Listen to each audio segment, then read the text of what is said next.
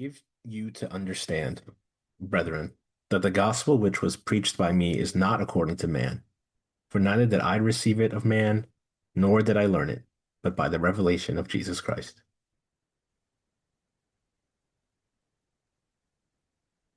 Welcome to Analog Catholic. My name is Ben. I'm Rob. Hey Rob, how you doing today? Dude, I'm doing pretty well, man. I'm a little tired, rough night, but I'm sorry to hear that. otherwise, no, it's good. It's 3 in the afternoon and I have caffeine and nicotine in my system, so you do what you can, you do what you can. Uh, Sweet dude. how's your life? Good dude. Drinking alcohol 3 in the afternoon. Oh my gosh. I'm not. I'm not. I'm not. It's five It's o'clock coffee. somewhere, man. It's just coffee. Oh, good. It's Alcoholic just coffee. regular coffee. Bailey's. It's Irish coffee. We Uh, oh, we say got a what? good we got a good episode today, I think. I'm pumped up. We both seem so tired. I'm really excited about What this happens? episode. This is what happens Does when that was you're that did that sound newborn authentic, children. Robert, when I said I was excited? I think you were trying. I think you pushed too hard. So you would say that I was inauthentic. Inauthenticity or insincerity. It's a real problem in today's culture. Yeah, man. So today's episode is about that sincerity, authenticity, and the lack thereof. I think I've noticed in this culture. I think Ben, you've noticed some of it too. I think if you're listening to this podcast, you're a very niche person, so you probably also notice it. I don't know how you would have discovered our podcast. We should do that. If you're listening to this, shoot us a shoot an email at rob@analogcatholic.com.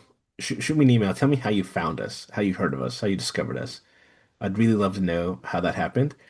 Um, and also leave us a review, on Spotify or on Apple Podcasts. We'd really appreciate that. But anyway, back to the back to the actual episode. So the motivation for this has been my ministry in the church for these past, I don't even know at this point, 8 years, 9 years going on, which has been roughly mostly working with college students, some young adults, some older parishioners for a spell, but basically like all Gen Z. I was actually reflecting before this episode on how I'm a millennial, but like all of my friends are Gen Z. I have like a few millennial friends, and the rest are all Gen Z. I'm married a Gen Z woman, that's apparently problematic to Gen Z, but whatever. So it's just like it's like very near and dear to me, for Gen Z. And there's a lot of things with Gen Z that they need to be listened to on. But that's neither here nor there. This isn't about Gen Z. This is about authenticity.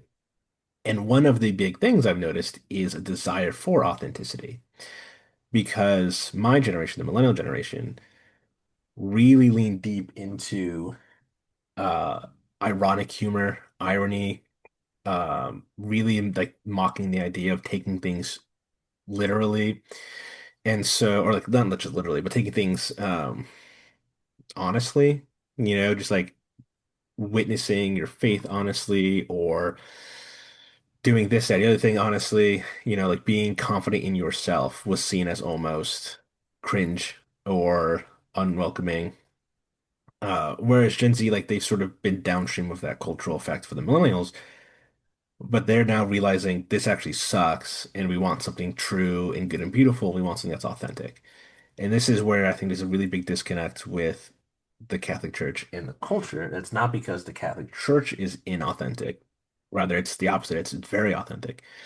But this is where we're running into this headbutt of what is the church offering me that's different from other people? Um, and it's like this is a very dense topic that I think can really be unpacked. But I think one of the things I wanted to go down, one of the paths I wanted to go down was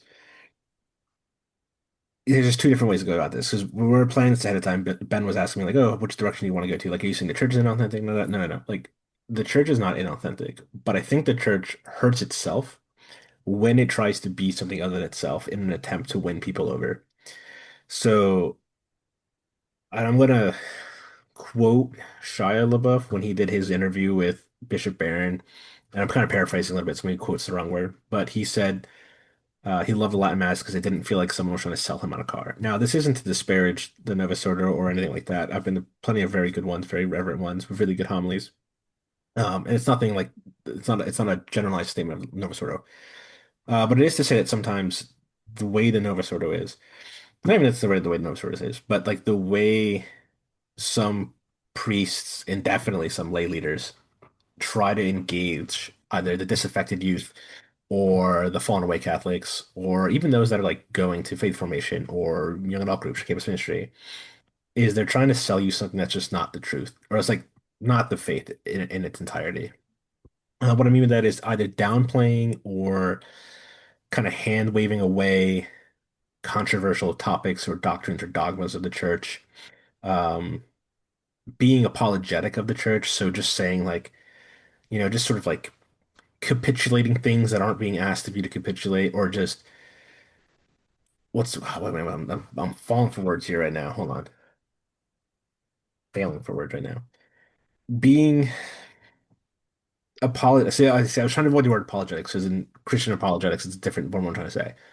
But apologetic in the sense of like embarrassment, that's a better word. Like you're clearly embarrassed about certain parts of the church, so you try to hide it or hand wave it or excuse it or ignore it, or someone's like pushes back on it and you just go, "You're right, I don't know." Like that doesn't come off as like an authentic witness of the faith. It doesn't come off as confidence in like not just yourself, but also in the church that you're there to represent. And that's a big issue we're dealing with in the church itself. There's been a slight undertone of cultural changes. This is something, again, if you like spend time with Gen Z, you would notice they're looking for that authenticity. There's a lot of like interesting t statistics with them. They don't drink anymore. They don't hook up, which like those are good things, but for the wrong reasons. If there's a wrong reason not to hook up, I don't know. Um, but it's because they've sort of lost touch with socializing. They don't really socialize at all. Like that's downstream of lack of socialization. And that's again myriad of reasons why that's a possibility. But I think one of those things is people just like looking for something that's just not there anymore in our society, which is just like honest to goodness fraternity, honest to goodness community, um, like being true good friends with one another. And this is what I said. There's two paths there. So I think the one path we're gonna go down, and I'm gonna label both paths, and then Ben, you can jump in here. So the first one is the church bending over backwards to be something other than itself to appease people, which I don't think is as much of a problem contemporaneously as it used to be back in probably like 70s to like 2000s, early 2000s, maybe 70s to 90s more specifically. And then the other one is just the general cultural shift in refusing to treat subjects well. And so what I mean by that is when you see sequels coming out or remakes coming out or even just new stories coming out, we no longer really have heroes of virtue. We have heroes of disgrace. Now, there's usually some redemption in there. There's usually some sort of like they got to come back to it all kind of thing. And we can go, there's a bunch of different media pieces I think we could talk about. The big one I think would be like the butchering of Luke Skywalker's character in Star Wars sequels. I'm not trying to make this like a whole entertainment thing, although that is what our podcast is. Maybe I should, but he goes from at the end of the original trilogy, like total, like coming into himself, completes the hero cycle, like he is a fully realized, fully actualized, like hero, virtuous man. And then we see him in the sequels, and he's just like, it's a mess. He's a disgrace. He like hates everything. And it's like, well, how'd he get here? Like, oh, he made a really bad choice in his past. And it's like, but that's just not logically who that character would have been. And there's a lot of like butchering of the authentic. I just saw a media headline today. So the Narnia movies are being redone, or at least Lion to the Wardrobe probably is being redone, or maybe it's a series. I don't know, whatever. It's being done by the director Greta Gerwig, I think her name is. She did the Barbie movie. she's already kind of come out and said this is going to be different than what people expect, which everyone's like immediately like, okay, Aslan's going to be like a woman or like a black man or whatever, like something like that. And even though he's a lion, right? But one of the producers, I think he is, or one of the executives for the publishing or the production company, just came out and said like, oh yeah, this isn't like your grandparents' Narnia. Like it's going to be like rock music and this and that and the other thing. And it's like, what are we like? Why? Why do you take like this true, honest story written by C.S. Lewis with this authentic Christianity and themes woven into it, and you just take it and say, actually, we're going to change literally whatever we want in it. We're just going to take the name, to make the characters and the general plot, and then we're just going to like shoehorn all of our thoughts into it. Like it's a corruption of what was created, which is another thing I think could actually be a really good episode or maybe a blog post that I definitely write because I do those 100%. So yeah, those are two paths I think for this episode. And Ben, I want you to kind of pick which one you want to talk about for us, either the church and how it should avoid insincerity, how it should avoid embarrassment, how it should really just lead into who it is and like its 2000-year tradition, or the one about how culture nowadays just sort of treats this authentic virtue, authentic heroism, yeah, just like leaning into yourself really, um, and then how it just treats it now, which it treats it poorly, in my opinion.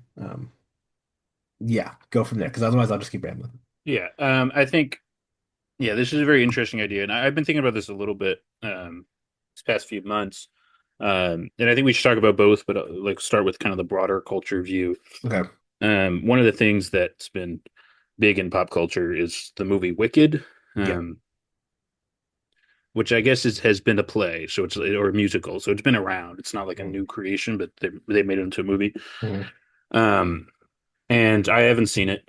Um, I know very little about it other than that it's like a kind of a prequel to Wizard of Oz, and it's kind of this what they call like I guess meta modernism.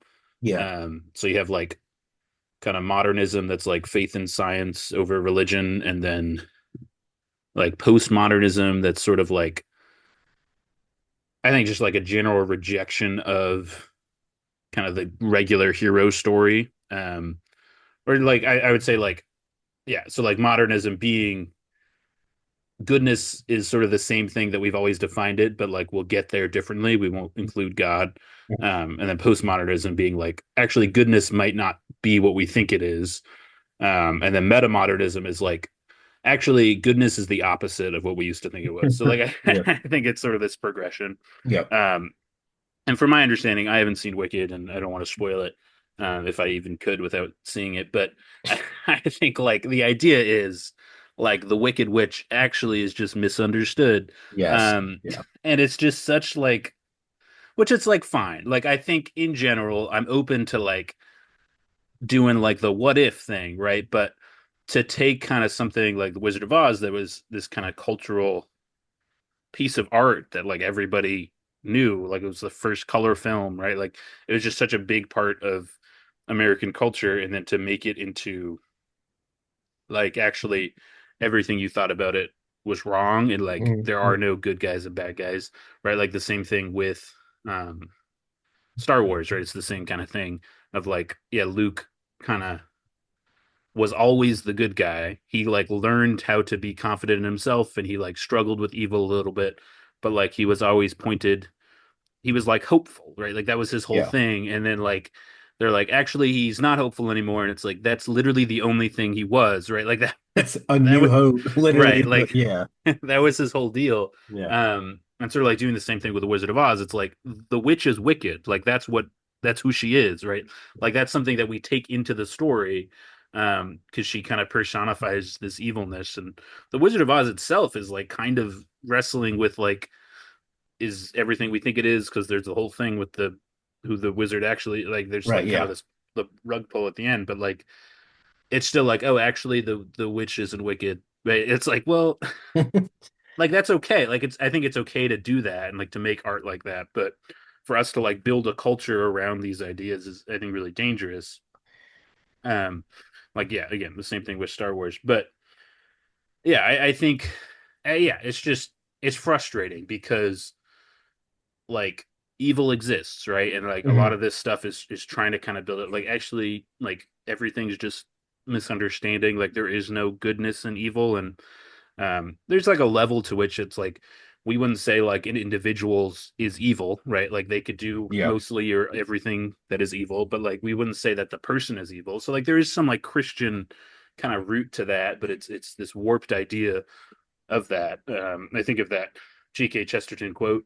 Again, like you're saying with the quote from Luke, it's this is more of a paraphrase than a quote, but Yeah. like it's like children don't need to be told that dragons exist. They just need to be told, or they know dragons exist. Yeah. They just need to be told that dragons can be defeated. Yeah. This idea that like we know that evil exists, right? Like this is something that is just true. And we shouldn't try to like convince ourselves that it's not true. I think Chesterton was trying to say like we don't need to convince anybody that it is true, like it just is. Um, it's more about like what do we do with evil, Hmm. and we're sort of like falling into this as a culture of like art is trying to say that evil does not exist, or like there is no meaning, and that's just yeah, Yeah. it's inauthentic, right? Like it's not true. It's not like what we like feel, like it's children again, like children know that dragons exist. So if you're trying to convince a child that a dragon doesn't exist, it's just going to confuse them. Like that's this inauthenticity versus like Right. Catholicism, like in a culture that says like evil doesn't exist, says actually evil does exist.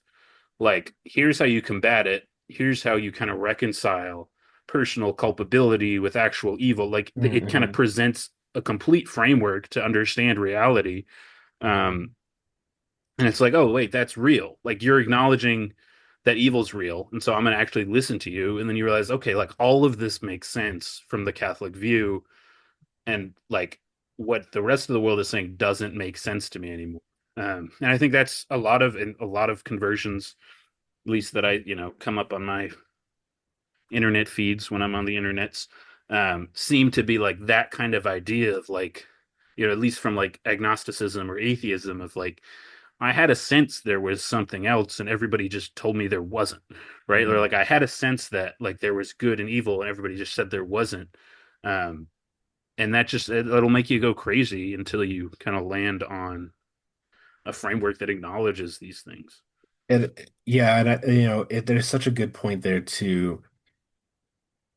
It's obscuring truth. It's creating that relativistic moral theology, which is just, well, we can never know, or not just we can never know if someone's good or evil, because like you said, we don't really, the church doesn't really work in those terms. Like you're not, no one's an evil person, but they can do evil action, right? It's like a very interesting distinction there to, keep in mind. But they're not even arguing that. They're just arguing that evil actions can actually be justified actions, So it's a very like, I guess, so well, I haven't seen Wicked, but it's been spoiled to me. Or not, it's not necessarily spoiled to me, but I see some reactions on social media, and one of the reactions is, the Wicked Witch was actually innocent and good and misunderstood, and Dorothy's now evil because Dorothy like kills her, and which like this is like the freaking 80-year-old plot, so this is not a spoiler alert, right? But like the point is, it's no longer just like, oh, evil's not a solid thing. It's now just getting to the point where people are now interpreting this as, oh, who was good is now actually evil, right? Or like the hero is now actually the villain because we would do things from the villain's perspective. It says that. And there was an interesting thing with this because C.S. Lewis, when he wrote the Screw Tape Letters, it's from the perspective of two demons and writing letters to each. Well, it's really from the perspective of Screw Tape writing a letter to his nephew, but they refer to, I think, God as like the adversary, or like as the enemy. So like they're subverting, or what we would refer to as Satan, like the enemy.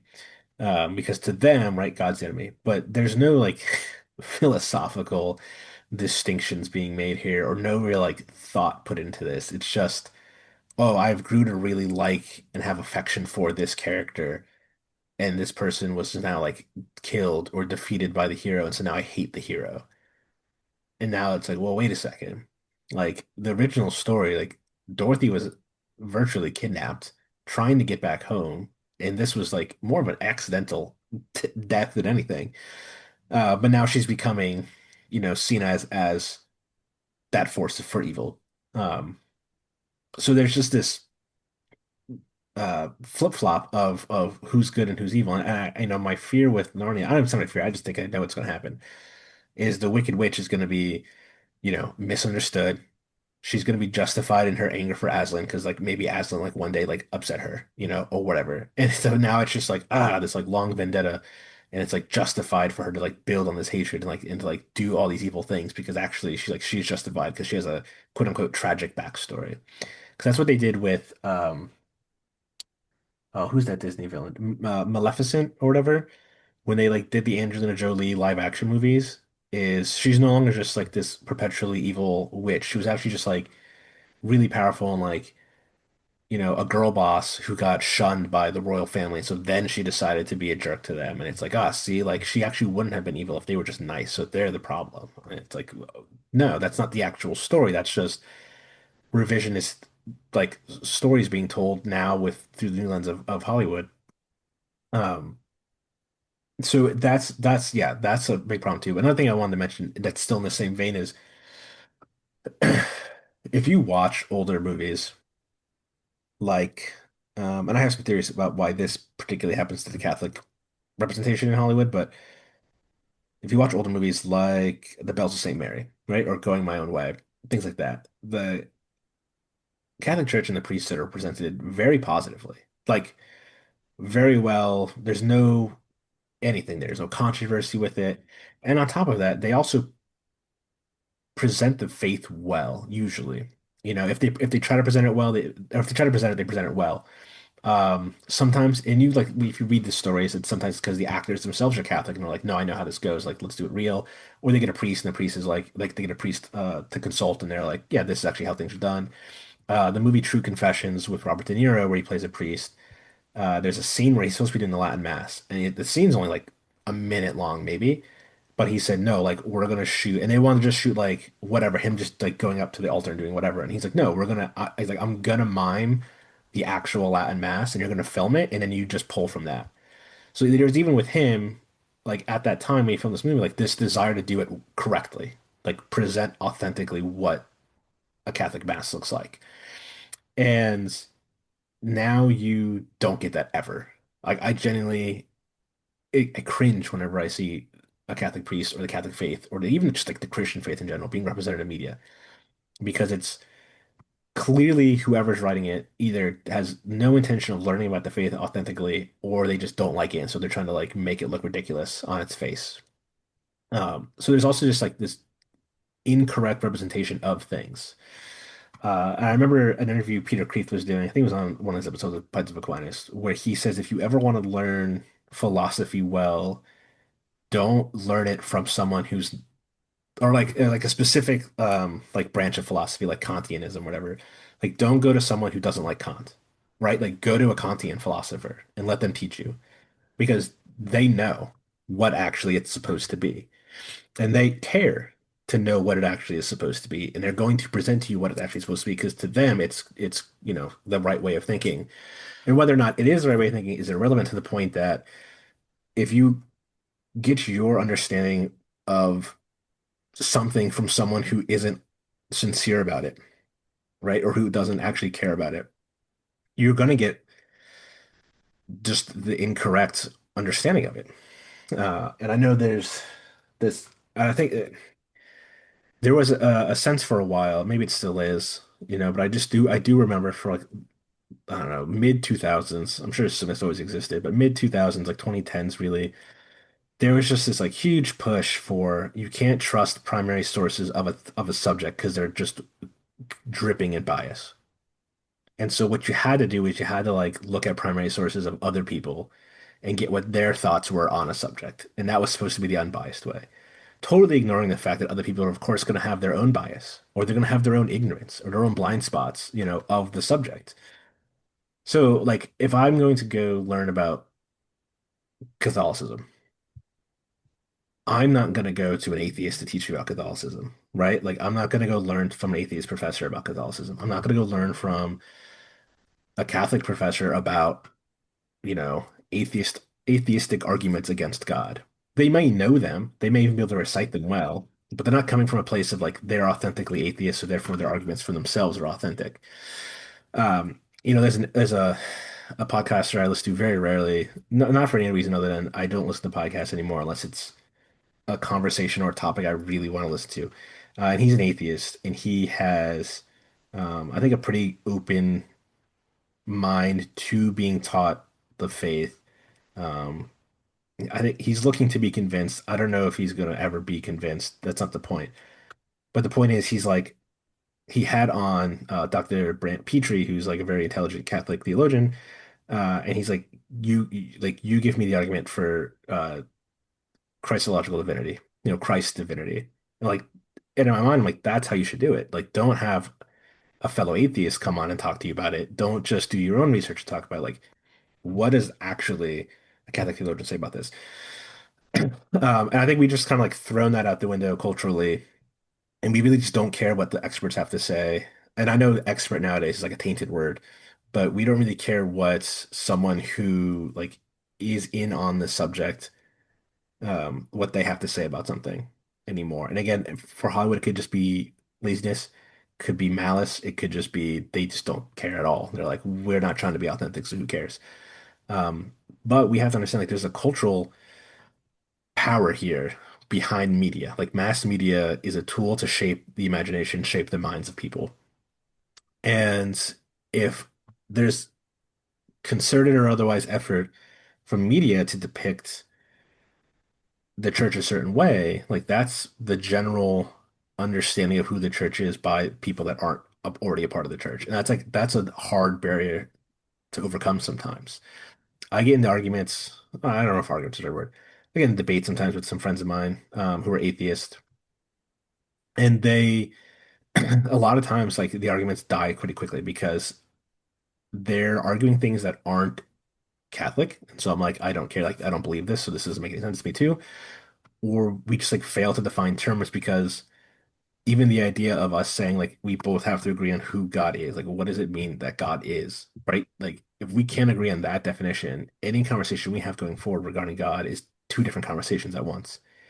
Because if you think God is a created being, right, or just like God's just like supreme creature, and I think God is creator and is separate from creation, like we're never gonna have the same conversation going forward, even if we're acting like we are.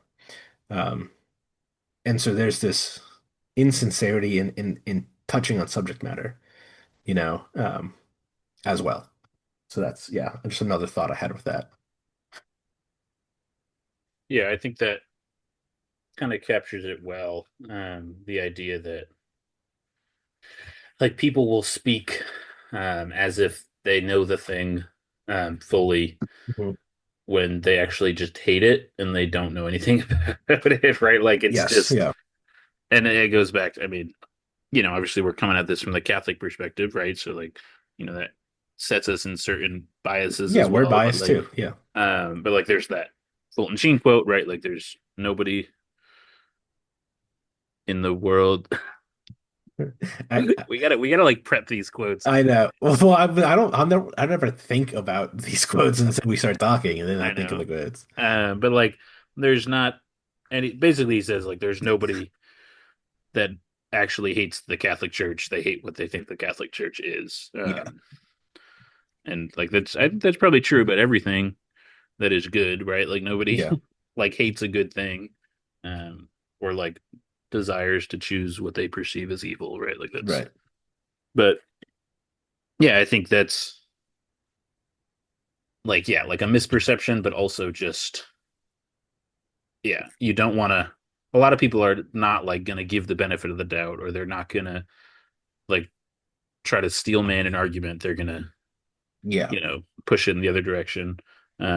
Which is also like, I think, like as we've talked about a lot, like internet culture is just like, what's going to get the clicks, and a lot of Hmm. times that's what get Hmm. the clicks is like you being absurd, because then people go in the comments and they say you're misrepresenting Catholicism, and then it's like, well, now you have 1,000 comments that say that, and so Yeah. this is going to go viral, right? Like, and so like, is it viral because it's good? No, it's viral because like it got the engagement, right? So I think Right. that like forces a lot of that into the public sphere more. That's maybe not how everybody treats it, but yeah. Yeah, and I think that's it's one of those things of how do you overcome that, other than like the Catholic Church itself producing media that can become viral and sort of answer these questions. And that's happening, right? Like Word on Fire, Ascension Press and Presents, like they do, I think, a really good job.